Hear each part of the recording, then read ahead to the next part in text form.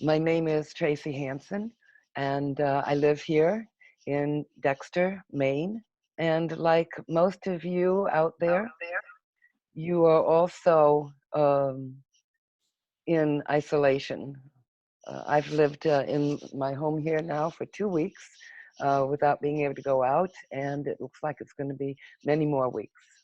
And so I decided that I would begin to do something with the groups of people that I work with around the world. And my favorite thing is to read stories.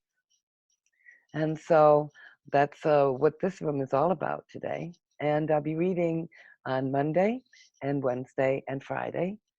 And I hope that other people will be able to join me as well.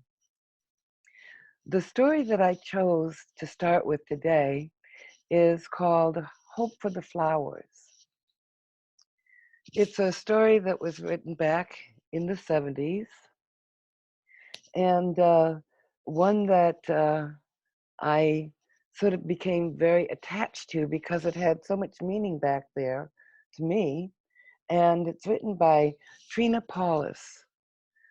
And I had the opportunity to actually talk with her and interview her about this book. And I'll read to you later a little bit about what she said in that interview. But it is also written in my own book called The Matrix of a Learner, which is about my work with the Matrix of a Learner. In any case, what's interesting about this story is that it's a story about what we all need right now, which is hope. And it's a children's story, but it's a story for adults as well. It's a love story. It's a little bit of a science story, but it's also a story of searching out your inner needs and finding the strength to fulfill your purpose. Hope for the flowers.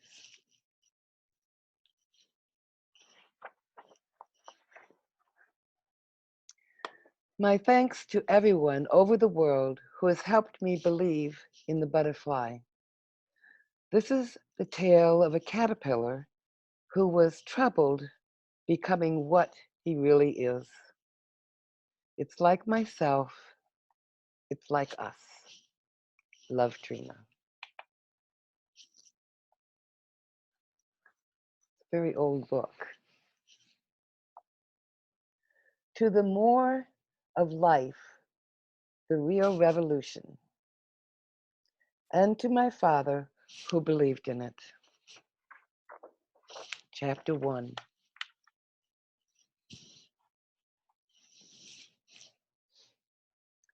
Once upon a time, a very striped caterpillar burst from the egg which had been home for so long. "Hello, world," he said. "It sure is bright out here in the sun."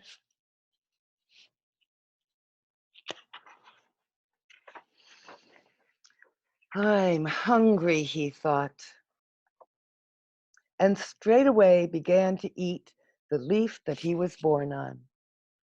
And he ate another leaf, and another, and another, and he got bigger and bigger and bigger.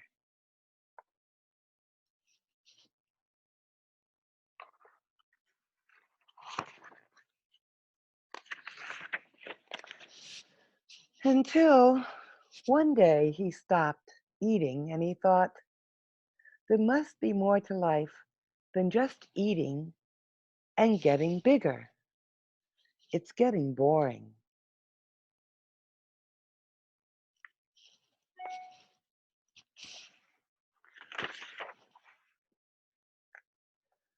So Stripe crawled from the friendly tree which had shaded and fed him. He was seeking more.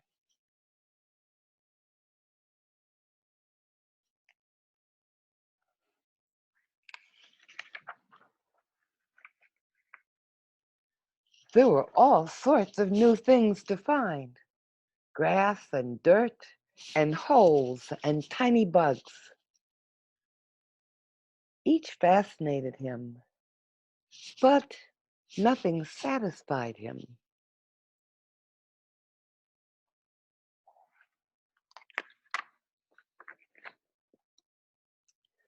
When he came across some other crawlers like him, he was especially excited.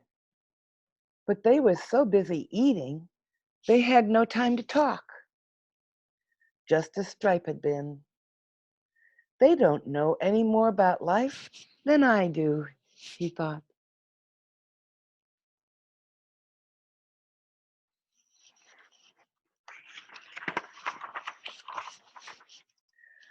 Then one day, Stripe saw some crawlers really crawling.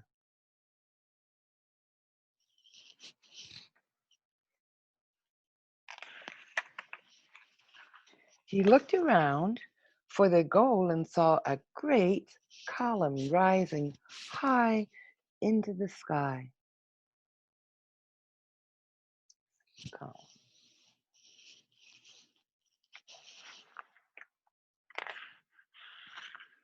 When he joined them, he discovered the column was a pile of squirming, pushing caterpillars.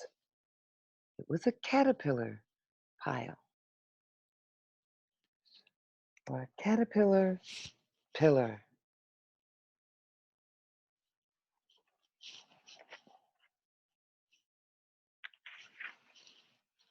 It appeared that the caterpillars were trying to reach the top. But the top was so lost in the clouds that Stripe had no idea what was there. He felt new excitement, like sap rising in the spring. Maybe I'll find what I'm looking for.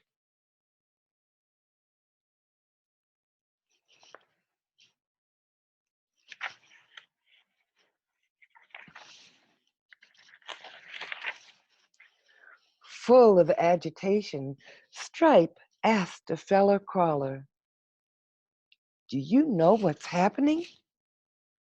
"I just arrived myself," said the other. "Nobody has time to explain. They're so busy trying to get wherever they're going up there." "But what's at the top?" continued Stripe. "No one knows that either, but it must be awfully good because everybody's rushing there. Goodbye, I've no more time." And he plunged into the pile.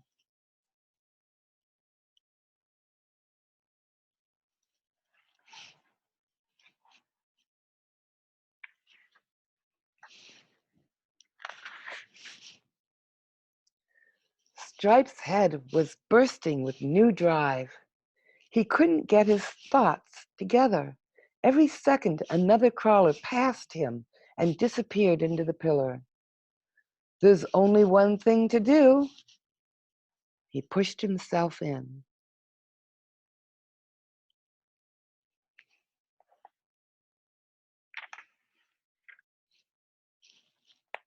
I don't know that I'd have the courage to do that.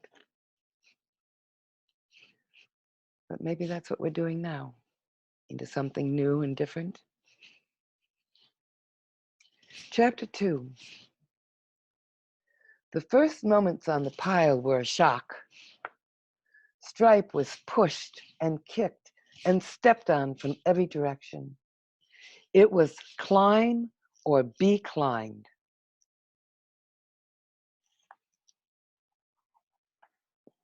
There he is.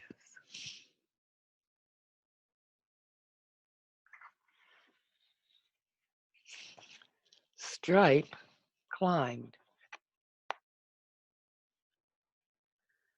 No more fellow caterpillars on Stripe's pile. They become only threats and obstacles, which he turned into steps and opportunities. This simple-minded approach really helped, and Stripe felt he was getting much higher. But some days it seemed he could only manage to go and keep his place or a couple of steps. It was especially then that an anxious shadow nagged inside. "What's at the top?" it whispered. "And where are we going?"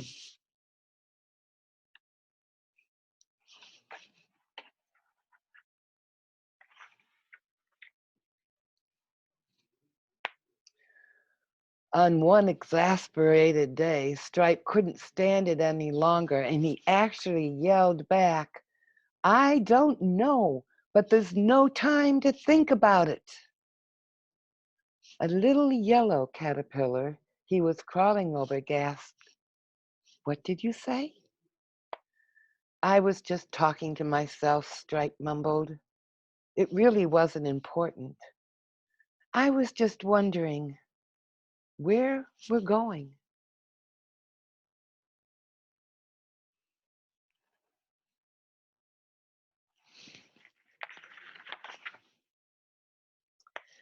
"You know," Yellow said, "I was wondering that myself.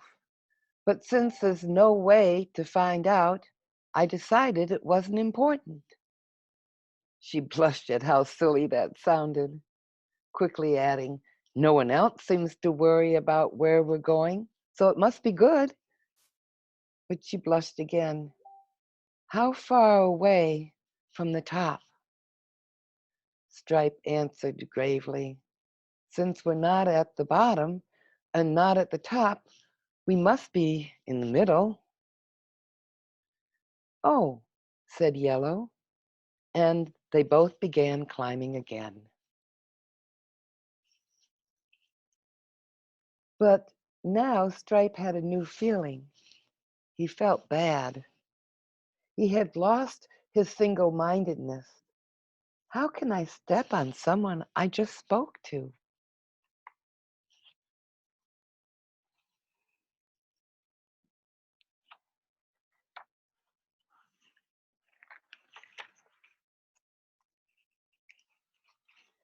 Stripe avoided Yellow as much as possible. But one day there she was, blocking the only way up.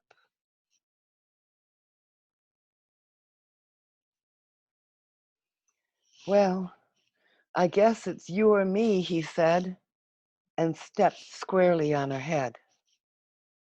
Something in the way Yellow looked at him made him feel just awful about himself, like no matter what is up there, it's just not worth it.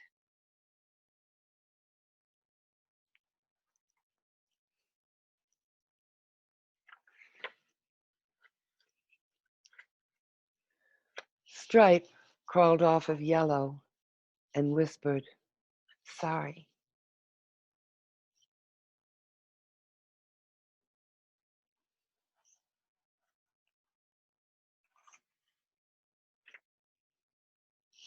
And Yellow began to cry.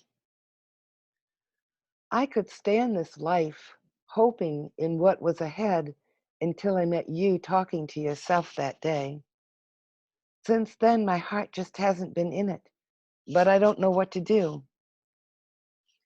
I didn't know how badly I felt about this life until then. Now, when you look at me so kindly, I know for sure I don't like this life. I just want to do something like crawl with you and nibble grass." Stripe's heart leapt inside. Everything looked different. The pillar made no sense at all. "I would like that too," he whispered. But this meant giving up the climb, a hard decision.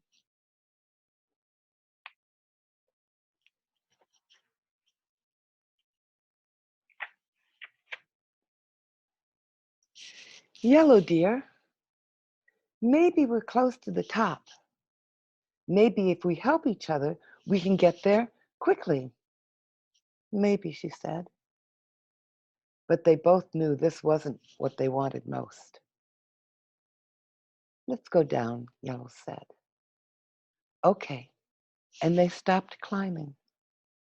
They clung to each other as masses of caterpillars crawled over them. The air was terrible, but they were happy with each other and made a big ball so nobody could step in their eyes and stomachs.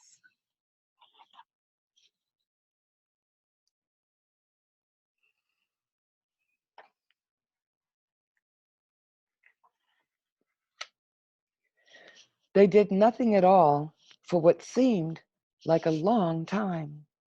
Suddenly, they didn't feel anything crawling over them. They unrolled and opened their eyes. They were at the side of the caterpillar pillar, down at the bottom.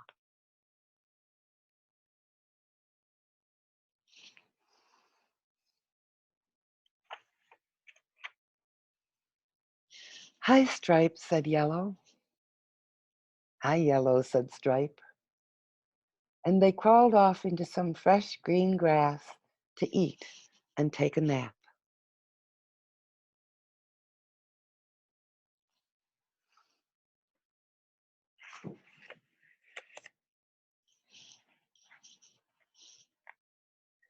Just before they fell asleep, Stripe hugged Yellow. Being together like this is sure different from being crushed in that crowd. It sure is. She smiled and closed her eyes.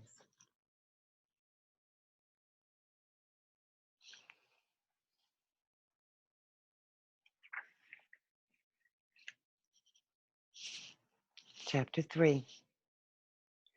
So Yellow and Striped romped in the grass and ate and grew fat and loved each other.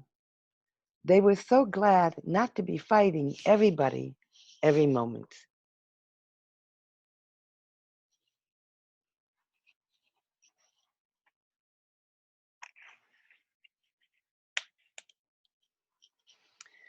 It was like heaven for a while.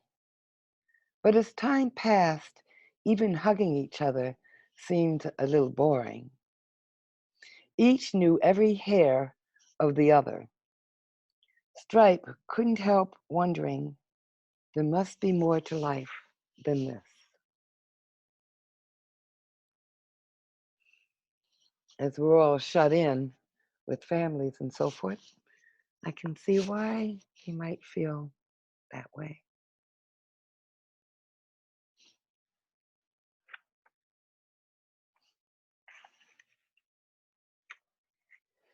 Yellow saw how restless he was and tried to make him extra happy and comfortable. Just think how much better this is than that awful mess we left, she said. But we don't know what's at the top, he answered. Maybe we were wrong to come down. Maybe now that we're rested, the two of us could make it to the top.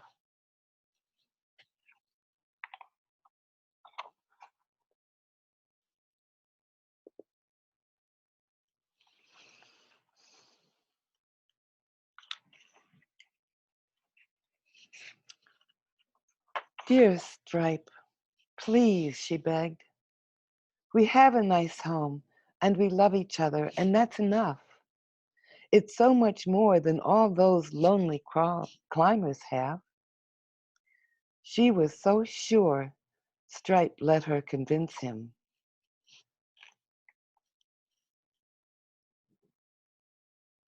But only for a while.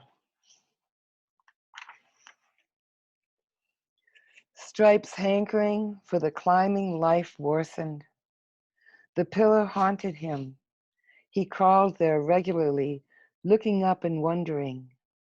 But the top remained in the cloud.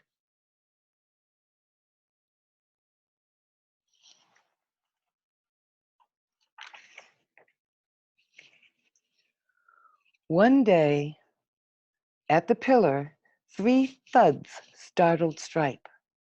3 big caterpillars had fallen from some place and smashed. 2 seemed dead, but 1 still wiggled.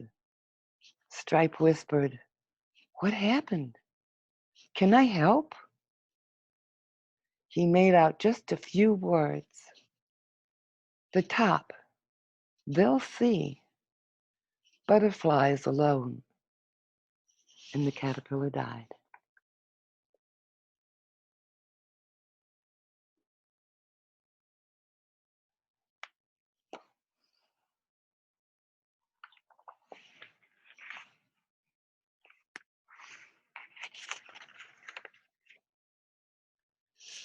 Stripe crawled home and told Yellow.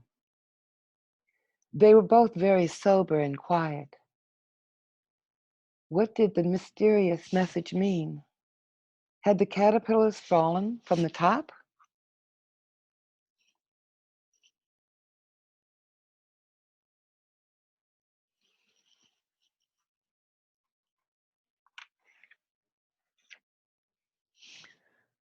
Finally, Stripe announced, I've got to know.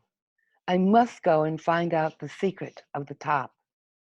And more gently, will you come and help me? Yellow snuggled inside, or struggled inside. She loved Stripe and wanted to be with him. She wanted to help him succeed. But she just couldn't believe that the top was worth all it asked to get there. She wanted to get up too. The crawling life wasn't enough for her either. She also had to admit that it looked like the pile was the only way to do it. Stripe seemed so sure that Yellow felt ashamed not to agree. She also felt stupid and embarrassed, since she could never put reasons into words that his kind of logic would accept.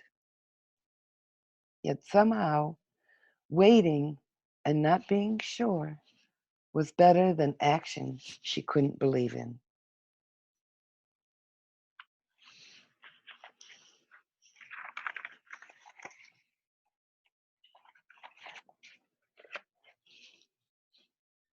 She couldn't explain. She couldn't prove anything. But for all her life and for all her love, she couldn't go with Stripe. She just knew climbing was a wrong way to get high. No, she said, heart-stricken, and Stripe left her for his climb.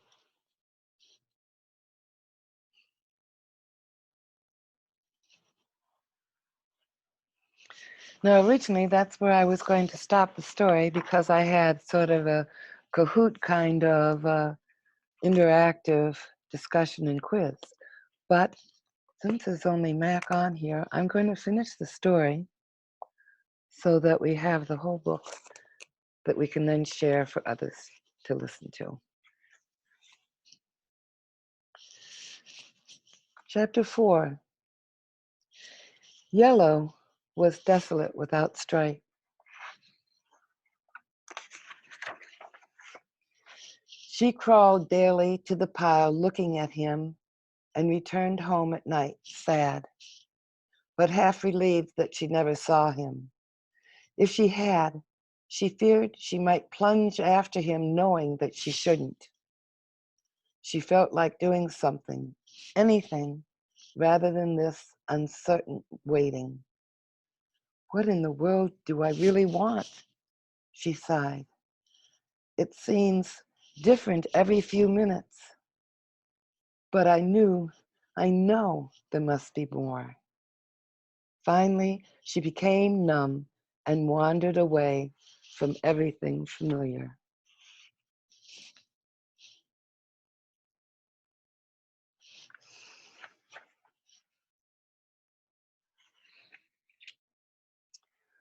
One day, a gray-haired caterpillar hanging upside down on a branch surprised her. He seemed caught up in some hairy stuff. You seem in trouble, she said. Can I help? No, my dear. I have to do this to become a butterfly.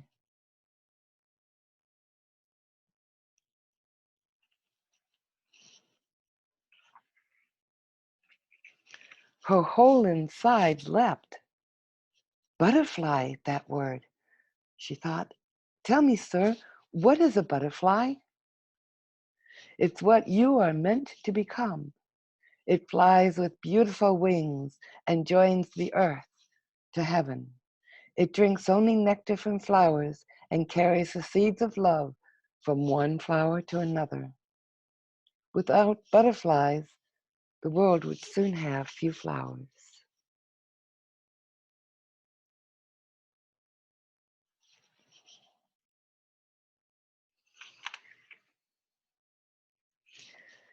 It can't be true, whispered Yellow.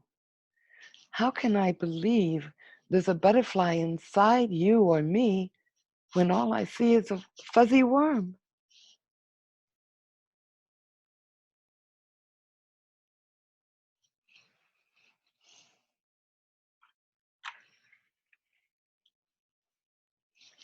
How does one become a butterfly? She asked pensively. You must want to fly so much that you are willing to give up being a caterpillar. You mean to die? Asked Yellow, remembering the three who fell out of the sky. Yes and no, he answered. What looks like you will die, but what's really you will still live.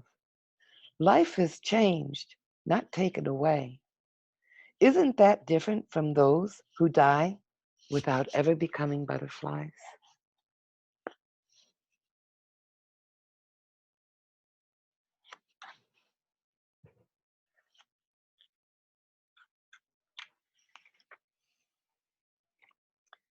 And if I decide to become a butterfly, said Yellow hesitantly, what do I do? Watch me. I'm making a cocoon. It looks like I'm hiding, I know, but a cocoon is no escape. It's an in-between house where the change takes place. It's a big step since you can never return to caterpillar life. During the change, it will seem to you, to anyone who might peek, that nothing is happening, but the butterfly is already becoming. Just takes time.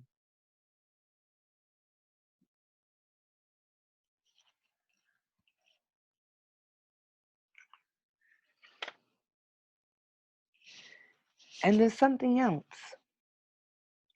Once you are a butterfly, you can really love. The kind of love that makes new life. It's better than all the hugging caterpillars can do.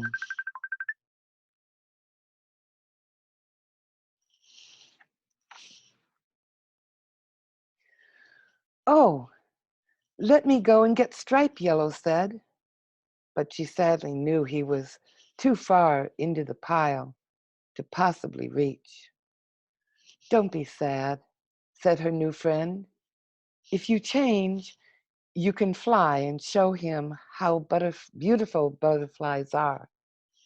Maybe he will still want to become one.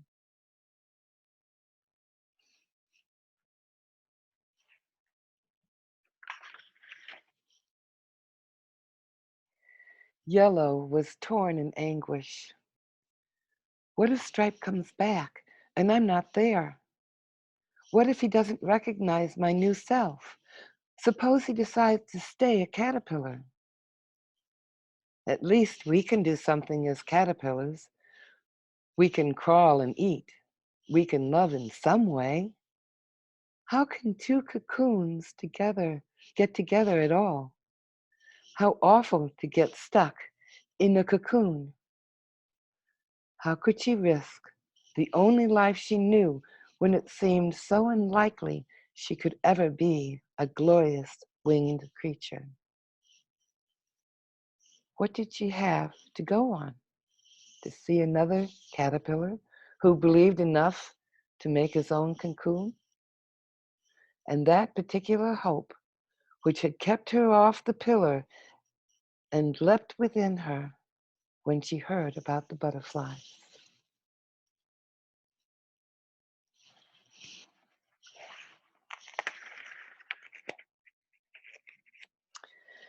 The gray-haired caterpillar continued to cover himself with silky threads. As he wove his last bit around his head, he called, "You'll be a beautiful butterfly. We're all waiting for you."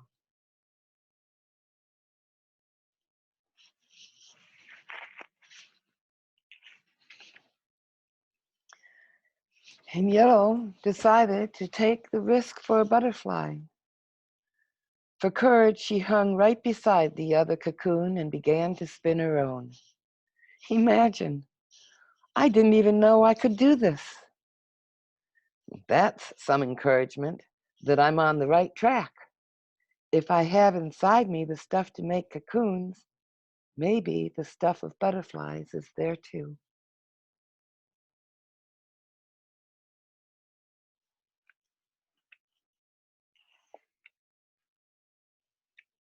Chapter 5. Stripe made much faster progress this time. He was bigger and stronger since he had taken time out. From the beginning, he determined to get to the top. He especially avoided meeting the eyes of the other crawlers. He knew how fatal that contact could be, and he tried not to think of Yellow. He disciplined himself neither to feel or to be distracted.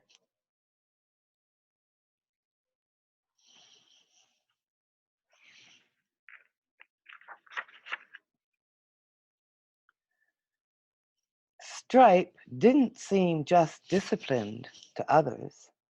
He seemed ruthless. Even among crawlers, even among climbers, he was special. He didn't think he was against anybody. He was just doing what he had to do to get to the top. Don't blame me if you don't succeed. It's a tough life. Just make up your mind, he would have to say, had any caterpillar complained. Then, one day, he was near his goal.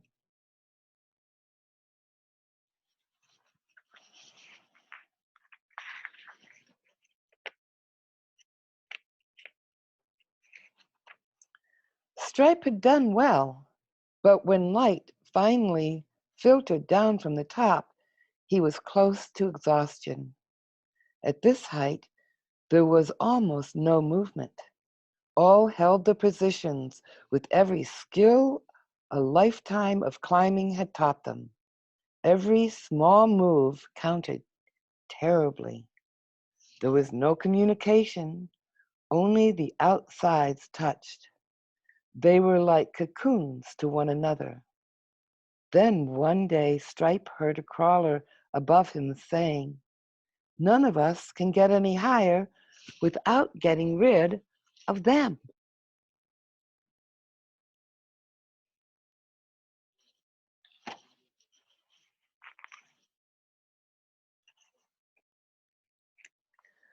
Soon after, he felt tremendous pressure and shaking. Then came screams and falling bodies, then silence. Lots more light and less weight from above.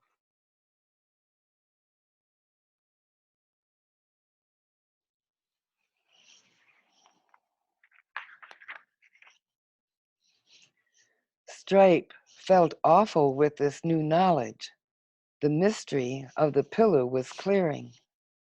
He now knew what had happened to the 3 caterpillars. He now knew what must always happen on the pillar. Frustration surged through Stripe, but as he was agreeing this was the only way up, he heard a tiny whisper from the top. "There's nothing here at all." It was answered by another. "Quiet, fool! They'll hear you down the pillar. We're where they want to get. That's what's here."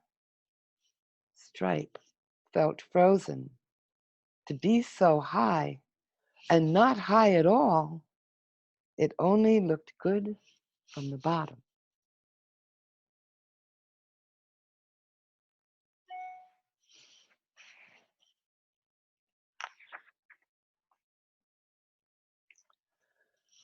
But Stripe's thought was interrupted by bursts of movements all over his level. Each seemed to be making a last effort to find some entry to the top, but with every push, the top layer tightened. Finally, one caterpillar gasped, "Unless we try together, nobody will reach the top. Maybe If we give one big push, they can't hold us down forever.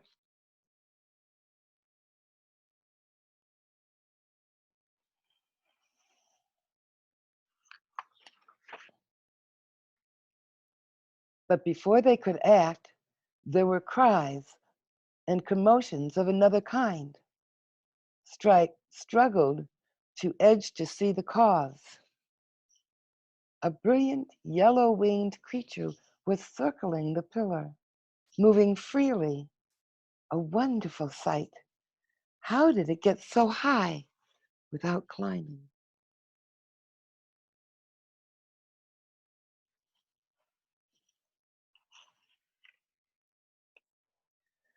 When Striped poked out his head, the creature seemed to recognize him. It extended its legs and tried to grab him. Stripe caught himself just before being pulled out of the pile. The brilliant creature let go and looked sadly into his eyes. That look activated excitement Stripe hadn't felt since he first saw the pillar. Words from the past returned. Butterflies alone.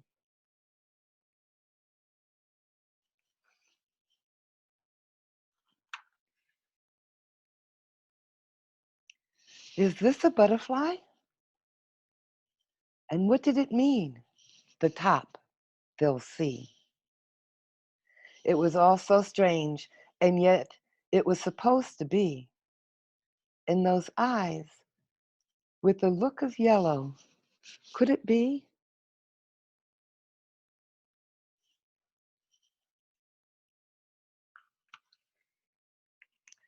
Such impossible thoughts. Yet the excitement inside wouldn't stop. He grew happy. Somehow he could escape. He could be carried away. But as this possibility became real, something else grew inside. He felt he shouldn't escape like this.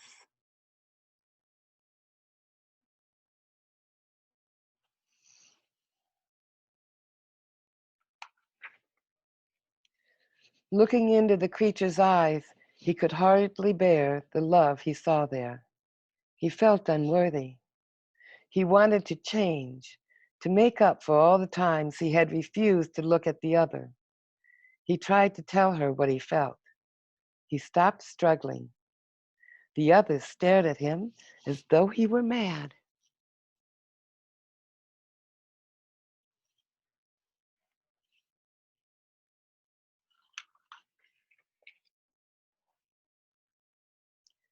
Chapter 6. He turned around and began down the pillar. This time he didn't curl up. He stretched out full length and looked straight in the eyes of each caterpillar. He marveled at the variety and the beauty, amazed that he had never noticed it before. He whispered to each, "I've been up. There's nothing there." Most paid no attention. They were too intent on climbing. One said, "It's sour grapes. He's bitter. I bet he never made it to the top."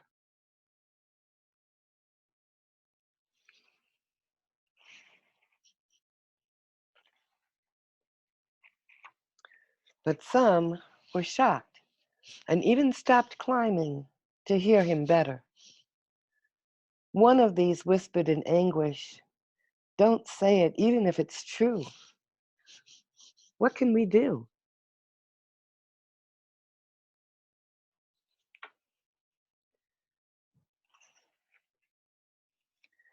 Stripe's answer shocked them all, including himself. "We can fly. We can become butterflies. There's nothing at the top, and it doesn't matter." As he heard his own message, he realized how he had misread the instinct to get high. To get to the top, he must fly, not climb. Stripe looked at each caterpillar, inebriated with joy that he could be a butterfly inside.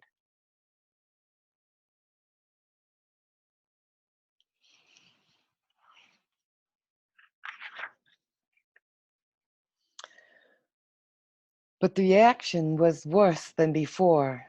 He saw fear in eyes. They didn't stop to listen or speak.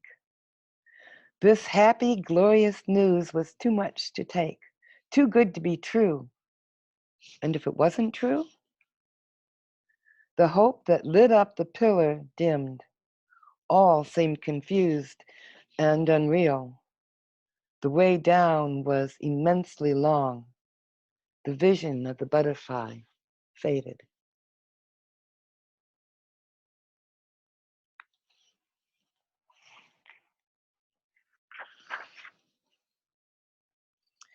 Doubt flooded Stripe. The pile took on horrible dimensions. He struggled on, barely, blindly. It seemed wrong to give up believing, yet believing seemed impossible. A crawler sneered. How could you swallow such a story? Our life is earth and climbing. Look at us worms. We couldn't be butterflies inside. Make the best of it and enjoy caterpillar living.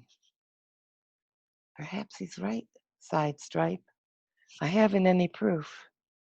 Did I only make it up because I needed it so much?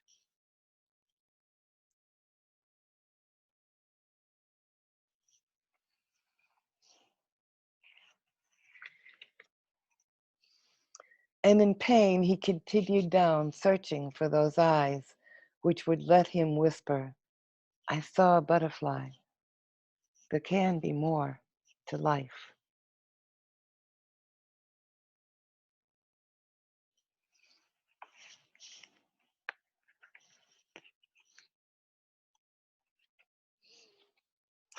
One day, finally, he was down.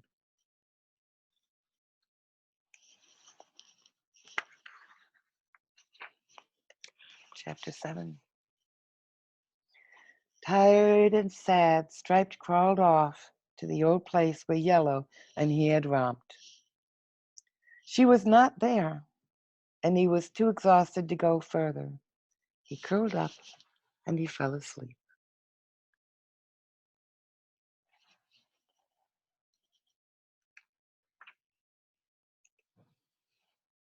When he finally awoke, he found the yellow creature fanning him with his wings of light.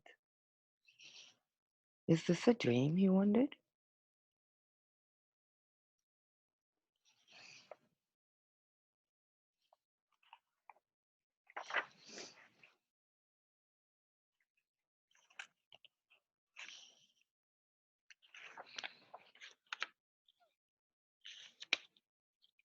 Pages are sticking.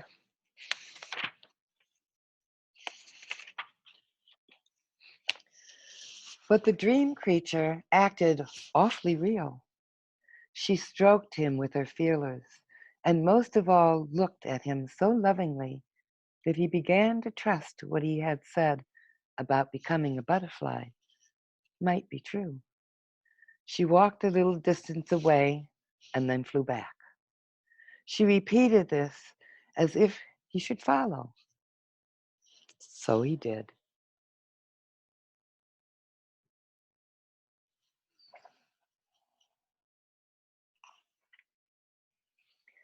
They came to a branch from which hung two torn sacks.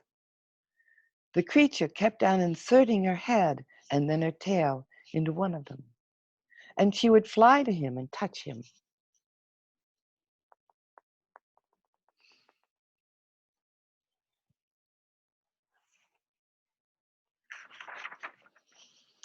Her feelers quivered, and Stripe knew she was speaking. He couldn't make out the words. Then he slowly understood.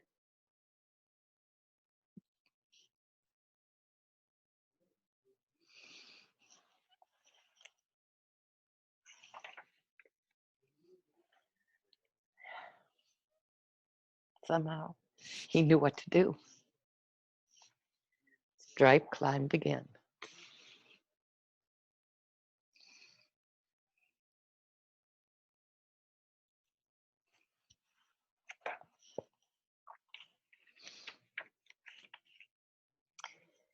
It got darker and darker, and he was afraid.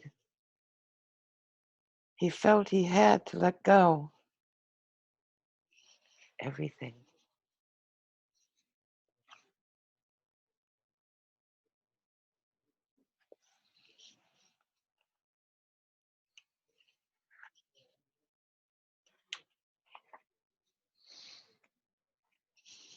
And Yellow waited.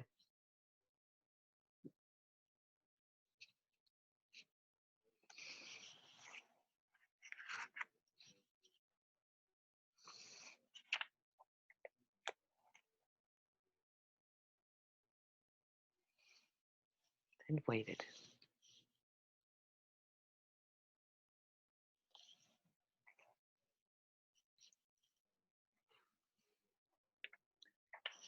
Until one day,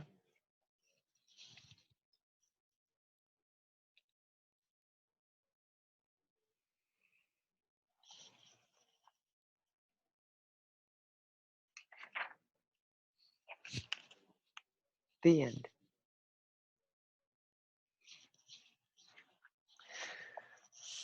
Story has a lot of meaning to me because I believe Stripe learned when he came down the pillar and started to look in the eyes of the other climbers, who are all so different and unique and beautiful, and yet so much the same.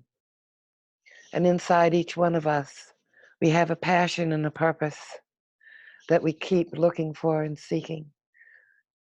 But it will come out in us, and we will become butterflies to touch other lives and other people.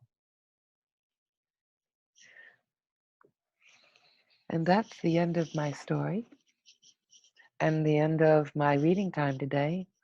I hope you enjoyed it. I have taped this. It will be on YouTube, and I will post it in my sites. And next time on Wednesday, same time, same place, I'll be reading another one of my favorite, very old favorite stories. Thank you so much for joining me.